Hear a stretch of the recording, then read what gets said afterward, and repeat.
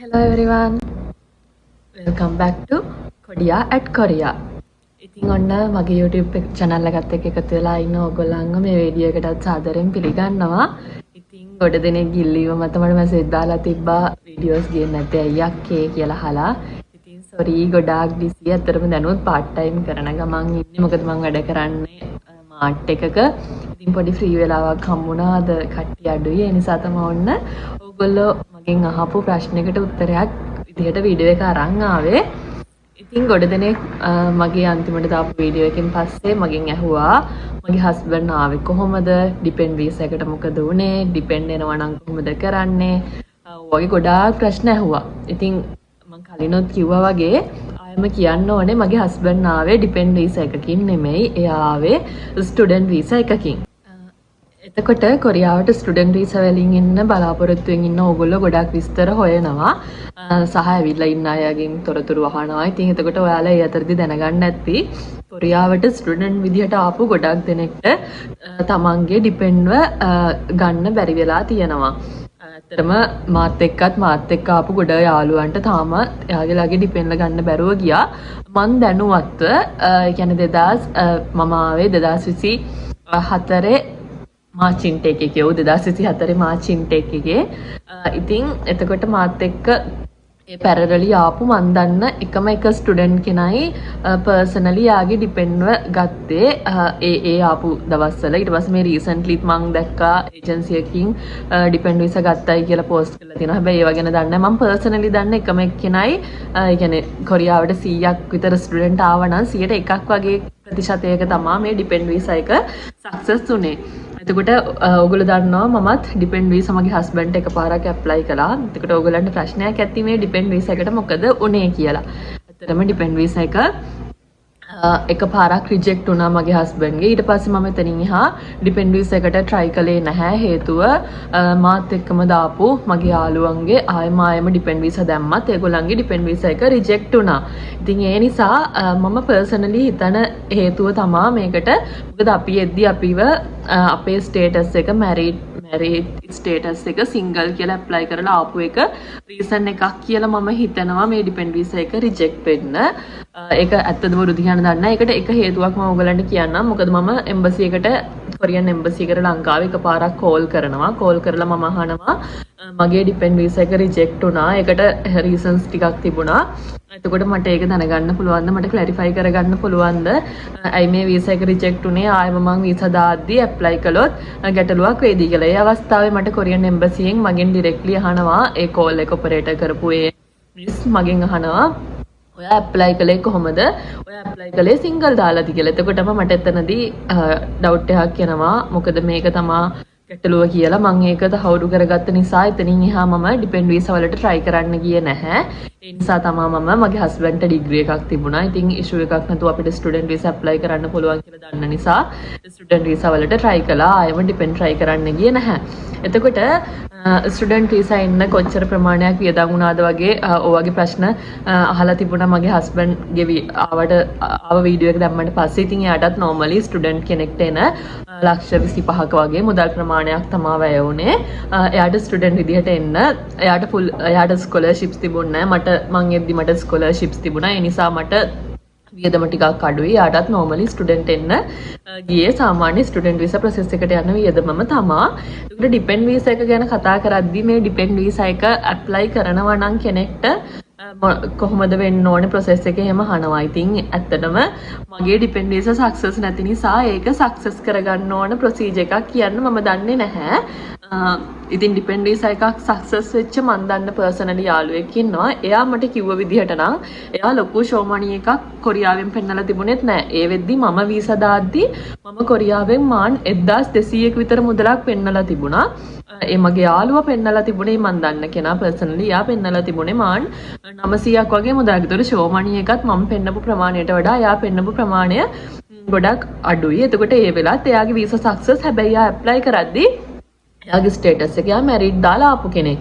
ඊට පස්සේ එයා ලංකාවේදීත් මම දැනුවත් විදිහට එයා ලක්ෂ 25ක වගේ ලොකු ප්‍රමාණයක් නෙමෙයි ලක්ෂ 25ක් වගේ තමයි හස්බන්ඩ්ගේ account එකේ පෙන්නලා තිබුණේ. ඊට අමතරව අවශ්‍ය අනෙක් ඩොකියුමන්ට්ස් එයාට මෙහි යුනිවර්සිටි එකෙන් එයාගේ enrollment certificate ඊට පස්සේ එයාගේ result sheet වගේ දේවල් එයා පෙන්නලා තිබුණා සහ husband ලංකාවේදී එයාගේ job එකේ leave දාලා ලීව් ජොබ් එකෙන් ලීව් වෙලා ආය ලංකාවට යනවා වගේ දෙයක් ප්‍රූව් කරන්න ඒගොල්ලෝ ડોකියුමන්ට් සබ්මිට් කරලා තිබුණා. ඉතින් ওই විදිහට ඊට අමතරව විශේෂ දෙයකට කරලා තිබුණේ ඒගොල්ලෝ ඒ දේ. ඉතින් යාළගේ ඩිපෙන්ඩ් වීසා සක්සස් වෙලා තිබුණා. හැබැයි 100%ක ප්‍රමාණයකවත් කොරියාවට ස්ටුඩන්ට් ආපු අයට ඩිපෙන්ඩ් ගන්න මේ වෙද්දී හැකියාවක් ලැබිලා නැහැ. ඉතින් ඔයා ඩිපෙන්ඩ් ගන්න හිතාගෙන ඉන්න කෙනෙක් නම් කොරියාවට ස්ටුඩන්ට් ඇවිල්ලා මට කියන්න තියෙන්නේ. ඉතින් මම මේක ගැන ලොකුට එක්ස්ප්ලেইন කරන්න මම දන්නේ නැහැ. ඊගාවට වීඩියෝස් වලට කමෙන්ට් ආයි මේක කිසි දෙයක් දන්නේ නැති මෙයාගෙන් ඕවා අහන්න එපා. ඕවා දන්නේ නැහැ. ඕවා වගේ වනේ කියන්නේ කට්ටිය. ඉතින් එහෙම නෙමෙයි. මම දැනුවත්ව ඔයගොල්ලෝ අනිවාර්යයෙන්ම මාස 3ක කොරියාවේදී ඉන්න කෙනා, ඔයා ස්ටුඩන්ට් ඉන්න කෙනා මාස 3ක බැංක් ස්ටේට්මන්ට් පෙන්වන්න ඕනේ. එතකොට හරියම කෙයාෆුලි මේ බැංක් ස්ටේට්මන්ට් එක ගන්න ඕනේ. මොකද මේ ඔයාගෙම සල්ලි කියලා ප්‍රූව් වෙන්න. එතකොට ඔයා එතනදි කන්සිඩර් කරන්න ඔයා බැංක් account එකක් ඕපන් කරද්දිම පුළුවන් නම් මම දන්න එක ට්‍රික් එකක් තමයි ඔයා පුළුවන් නම් ඒ කියන්නේ ඔයා ලංකාවෙන් එද්දිම කොරියාවට සල්ලි ගෙනාවා වගේ ප්‍රූව් කරන්න ඩොලර්ස් විදිහට ගිහිල්ලා account එක ඕපන් කරද්දිම ඩිපොසිට් කරන්න. එතකොට තේරෙනවා ඕනම කෙනෙක්ට ඔයා මේ ලංකාවෙන් එද්දිම අරන් ආපු සල්ලි ඒව තමයි මේ ඩොලර්ස් විදිහට ඩිපොසිට් කළේ කියලා. එහෙම නැත්නම් තව ට්‍රික් එකක් තමයි ඔයාට පුළුවන් ලංකාවේ ඔයාගේ පේරන්ට්ස්ලා හරි ඔයාගේ හස්බන්ඩ් හරි ඔයාගේ වියදමට ලංකාවෙන් සල්ලි දැම්මා වගේ තව විදිහක් account එකට දාගන්න. ඉතින් ඒ විදිහේ දේවල් කරන්න පුළුවන්. ඒ නිසා account එක handle කරද්දි ගොඩාක් carefully වෙන්න.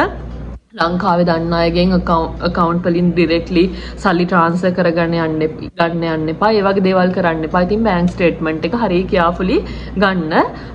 ඒක depend visa apply කරන්න ඉන්න කෙනෙක්ට නම් එක trick එකක්.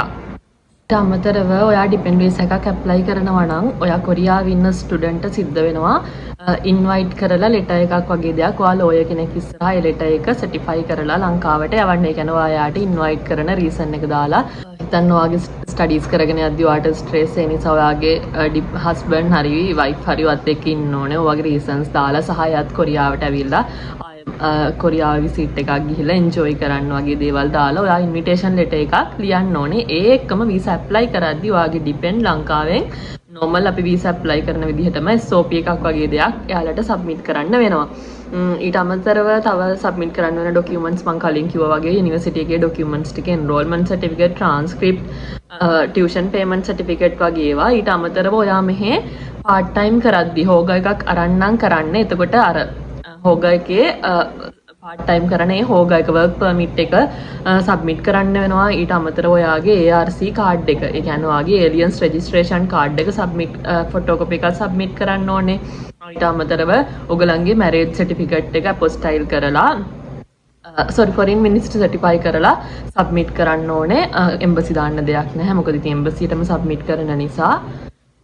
ඊට අමතරව ආයෙ සබ්මිට් කරන්න ඕනේ ඔයාට මෙහි රෙසිඩන්ට් කන්ෆර්මේෂන් එකක්. ඒ කියන්නේ ඔයාට ගයක් තියෙනවා, ඔයාගේ ඩිපෙන්ඩ් ආවම ඉන්න තැනක් තියෙනවා කියලා ප්‍රූව් කරන්න හවුස් ඇග්‍රීමන්ට් එකක් ඔයාගේ නමට තියෙන එකක් සබ්මිට් කරන්න ඕනේ.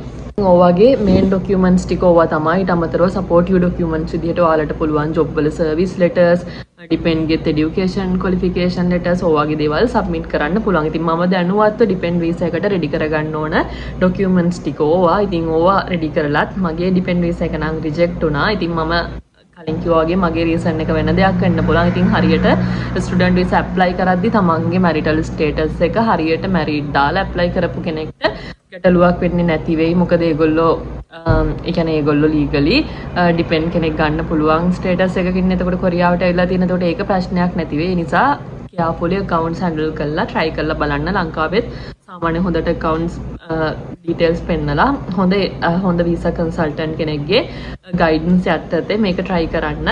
හැබැයි මේ ඒ කියන්නේ තමන්ට තනියෙන් උනත් try කරන්න පුළුවන්. lawyer කෙනෙක්ගෙන් මෙහි ඔයාගේ invitation letter එක ready කරගෙන එහෙම try කරන්න පුළුවන්. ඒ නිසා එහෙම try කරන්න. ඉතින් depend visa එක ගැන මම දැනුවත් දේවල් එච්චරයි. ඉතින් ඔය ටික තමයි මට depend visa ගැන කියන්න තියෙන්නේ. ඉතින් ආයෙම කියනවා මගේ husband ආවේ depend visa වලින් නෙමෙයි. එයා ආවේ student visa වලින්. ඉතින් එහෙනම් ඔයගේ details ටිකක් තමයි මට ඔයගොල්ලෝ එක්ක අද share කරගන්න තියෙන්නේ මේ වීඩියෝ එකෙන්. එහෙනම් මම හිතනවා මේ වීඩියෝ එකනොත් මොනවාම හරි දෙයක් ආව දැනගන්න නැති කියලා. ඉතින් එහෙනම් ඉස්සරහටත් ඔයගලන්ට මොනවා හරි ගැටලුවක් තියෙනවා නම් මගෙන් දැනගන්න කමෙන්ට් එකක් දාන්න. මම දන්නේ නැති දෙයක් නම් කාගෙන් හරි අහලා දැනගෙන ඔයාලට ඒකට උත්තරයක් දෙන්නම්. එහෙනම් ඉතින් මගේ channel එකත් එක්ක එකතු වෙලා ඉන්න ඔයගොල්ලෝ හැමෝටම ගොඩක් thank you so much. මගේ channel එකත් subscribe කරලා bell icon එකත් click කරලා තියාගන්න. අනිවාර්යයෙන්ම ඔයගලන්ට වැදගත් videos ගොඩාක් ඉස්සරහදී මම ගේනවා. සහ පුංචි vlogs මොකද මම දැන් මගේ husband එක්ක මෙහෙ ඉන්නේ. ඉතින් ඒ නිසා අපි දෙන්න ඇවිදින තැන් වල vlogs වගේකුත් ගේන්න. මොකද දැනටමත් ඇවිදපු තැන් වල videos වගේක් තියෙනවා. edit කරගන්න ඇත්තටම time එකක් නැතුව ඉන්නේ. ඉතින් ඉස්සරහදී වගේ දේවල් ඔයාලා වෙනුවෙන් ගේන්න බලාපොරොත්තු වෙනවා. කොරියාවට ස්ටුඩන්ට් වීසා එන්න ඉන්නවාට තියෙන ප්‍රශ්න මොනවා හරි කමෙන්ට් කරලා තියන්න. අනිවාර්යයෙන්ම මමට පුළුවන් වෙලාවක් ලැබුණොත් reply කරනවා සහ reply videos අරන් ඉන්න try කරනවා. එහෙනම් thank you so much.